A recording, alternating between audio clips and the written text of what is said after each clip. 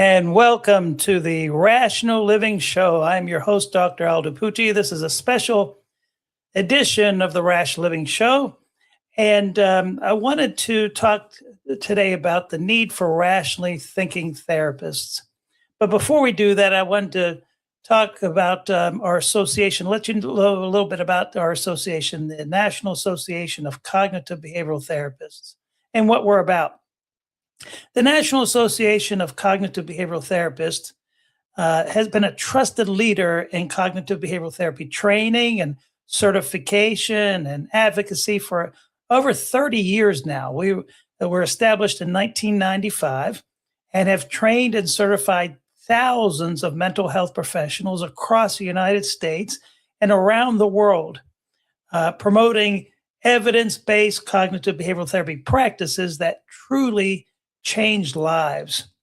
We are proud at the NACBT to be the only eclectic cognitive behavioral therapy organization in the United States, embracing all major CBT approaches, including rational emotive behavior therapy, rational behavior therapy, rational living therapy, and cognitive therapy, and uniting them under one professional community. We established the National Association of Cognitive Behavioral Therapists in response to a troubling trend. Many therapists were calling themselves cognitive behavioral therapists, yet their counseling approach did not reflect the principles of cognitive behavioral therapy. They weren't showing clients how our thoughts create our feelings and behaviors, for example. They weren't assigning practical self-help homework and often focused more on the past than the present. We created at the NACBT clear certification standards and high-quality training programs so that professionals could deliver authentic, effective cognitive behavioral therapy, and so that clients could trust that a certified NACBT member truly practices evidence-based cognitive behavioral therapy. So we at the NACBT are committed to promoting authentic cognitive behavioral therapy in the mental health field and to the general public. Also, to provide world-class CBT training through our live trainings and our webinars and our home study programs as well. We're also, part of our mission is certifying mental health professionals who meet our rigorous CBT standards. And also, we're committed to building, and we have built and to continue to build, a supportive, inclusive community of professionals worldwide. So the NACBT is not limited to the United States. We have members from all over the world. Whether you are a licensed therapist, a counselor, a coach, or a student, the NACBT offers comprehensive cognitive behavioral therapy training and certification programs designed to enhance your skills and credibility. We have live in-person trainings. We conduct on-site trainings. We can come to your facility and train your staff. We have webinar-based programs so that you can attend from anywhere in the world as long as you have internet access. We also have home study programs to learn so that you can learn at your own pace with structured guidance. And so among the NACBT membership benefits is that you join a professional network of cognitive behavioral practitioners who share your passion for helping others. Memberships include professional and student membership options, access to exclusive CBT resources and tools, discounts on training programs and certification fees, networking opportunities with CBT professionals worldwide. And if you're certified with us, you can opt in our directory listing of certified members. Okay.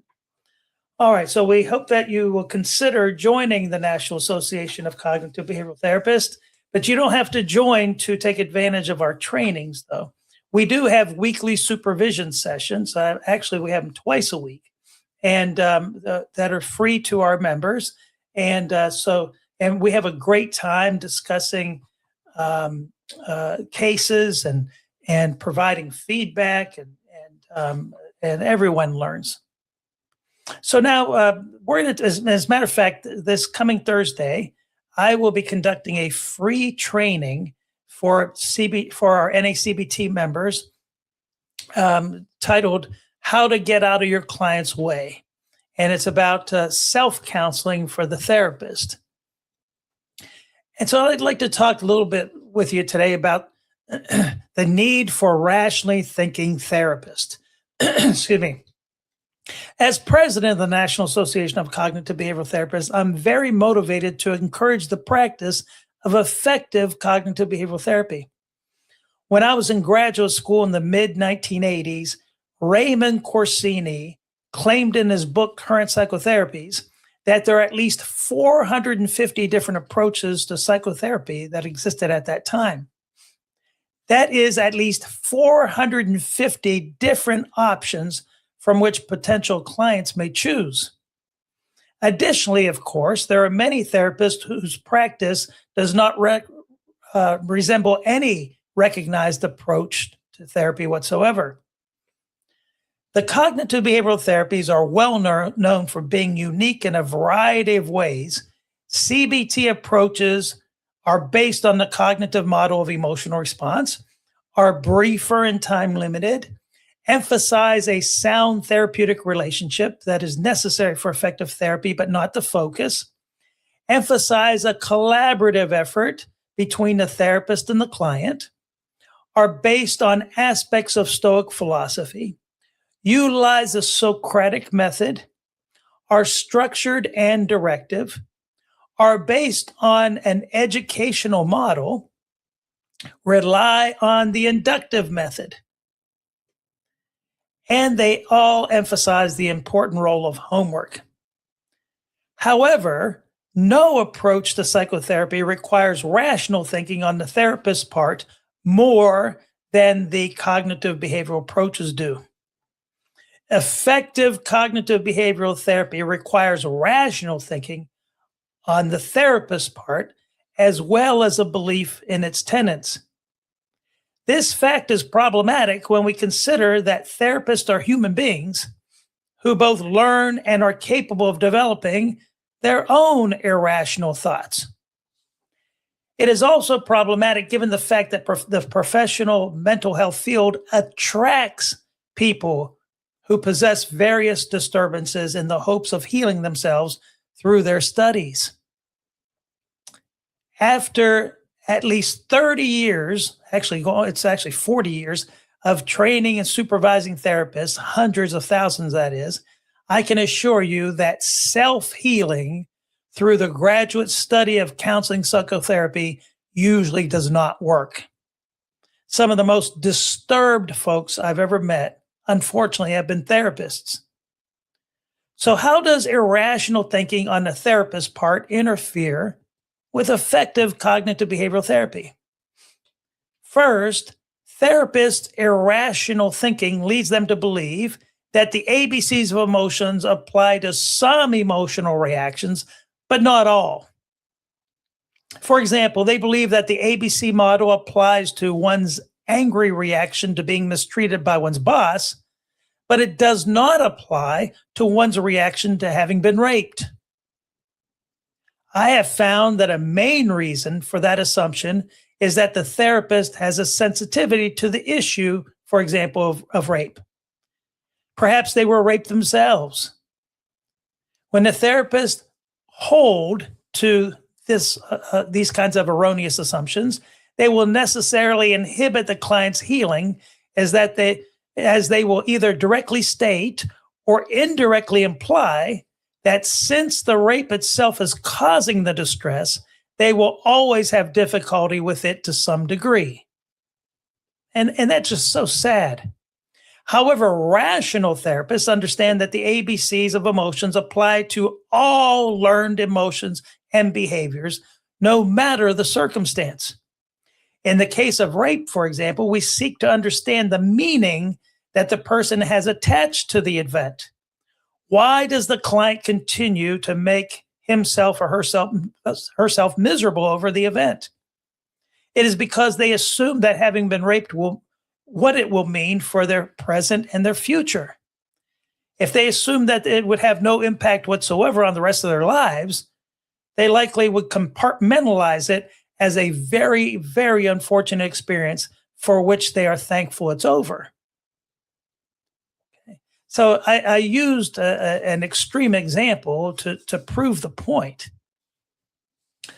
Another faulty idea, problematic idea that therapists have is therapists' irrational thinking leads them to think that they must experience what the client has experienced to be helpful to the client. And honestly, frankly, sometimes what comes out of the mouths of therapists is not much different than what is expressed by many clients. During a recent training, when I taught about distress intolerance and the fact that panic is only unpleasant and uncomfortable, not unbearable or life-threatening, a therapist asked me, "Have you ever had a panic attack?" That led me to suspect that the trainee most likely tended to panic herself. My suspicion was confirmed by her. Rational therapists recognize that accurate empathy is not attempting to discover how the therapist would feel in the client's shoes. Accurate empathy is working to understand how the client feels in his or her shoes. If the therapist has experienced something similar to the client's experience, the therapist runs the risk of projecting his or her experience onto the client. So the fact is, the therapist does not need to have experienced what the client has experienced for them to have a good enough understanding of what the client has gone through, what they're saying to us, what they're experiencing to be helpful to them. And sometimes having gone through something similar is a hindrance to accurately understanding the client. Another problem is therapist irrational thinking causes them to overlook the client's irrational thoughts. So let's say a client seeks therapy because they are painfully shy. Their reluctance to be around people is based on the belief that they must have everyone's approval. Yet, they doubt that others will view them favorably. However, the therapist maintains the same irrational beliefs. So, what is the therapist likely to do in this situation? The therapist will agree with the client. As a result, one of the two people in that situation is useless, and it's not the client. Therapists who strive to perform effective cognitive behavioral therapy must learn how to recognize irrational thoughts and apply that knowledge to their own thoughts. We need to work as therapists at eliminating our own irrational thoughts so that we may be in the best possible position to help the client recognize his or her own thoughts. Okay.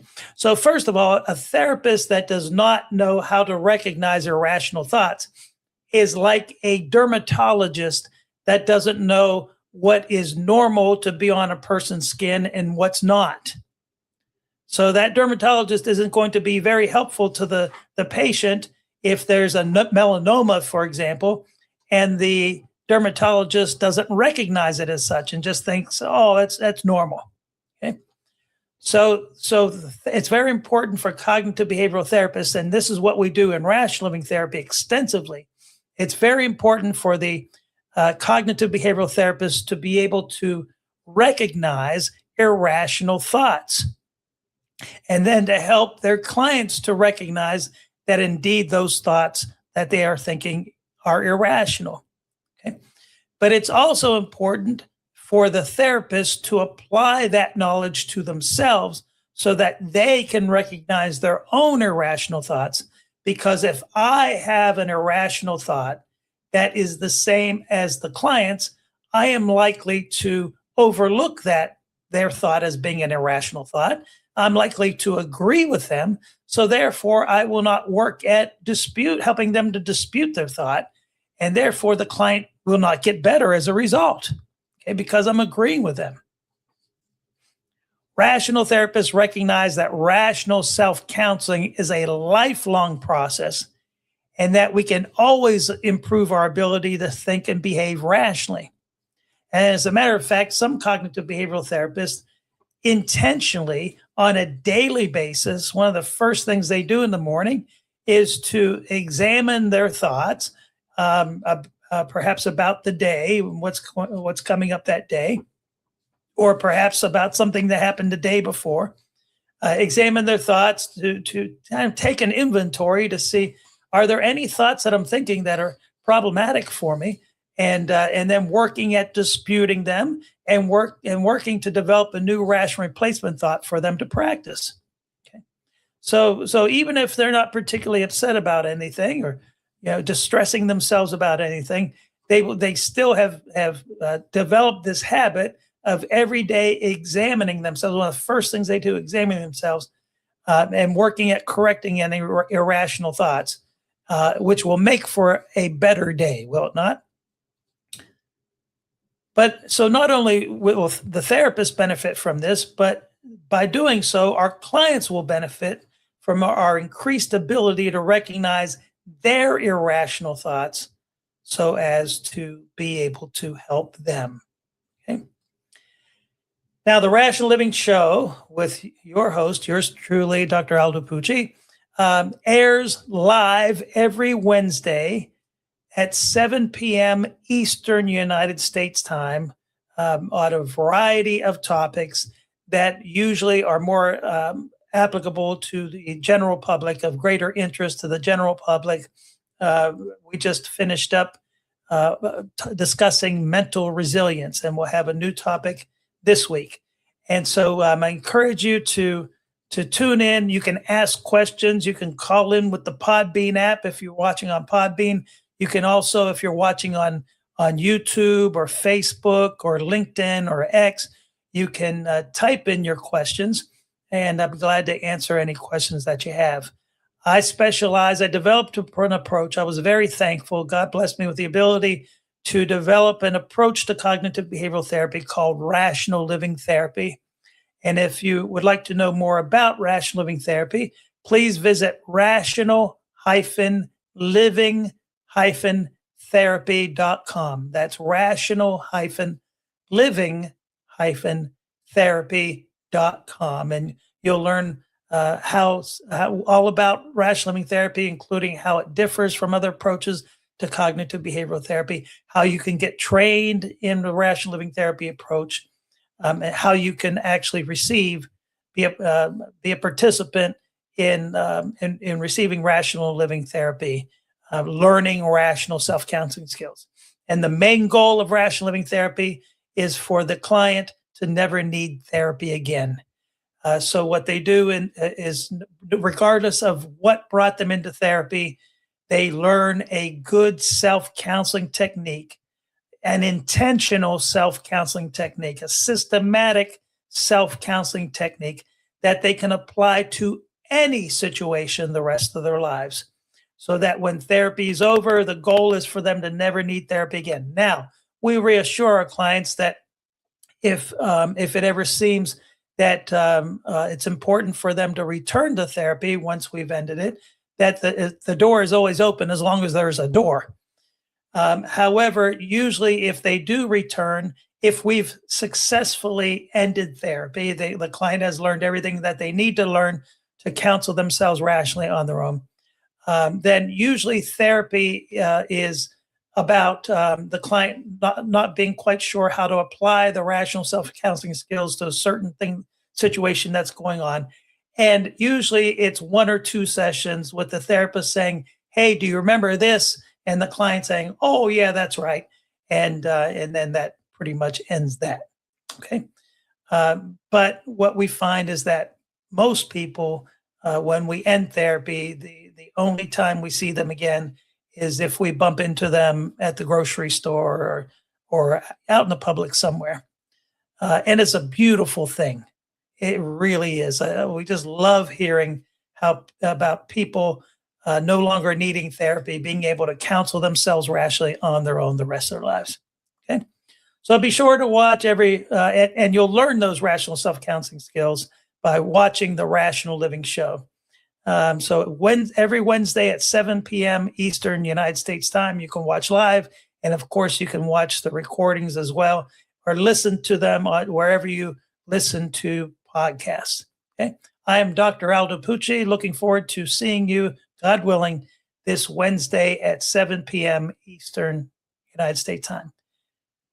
And everyone, take care.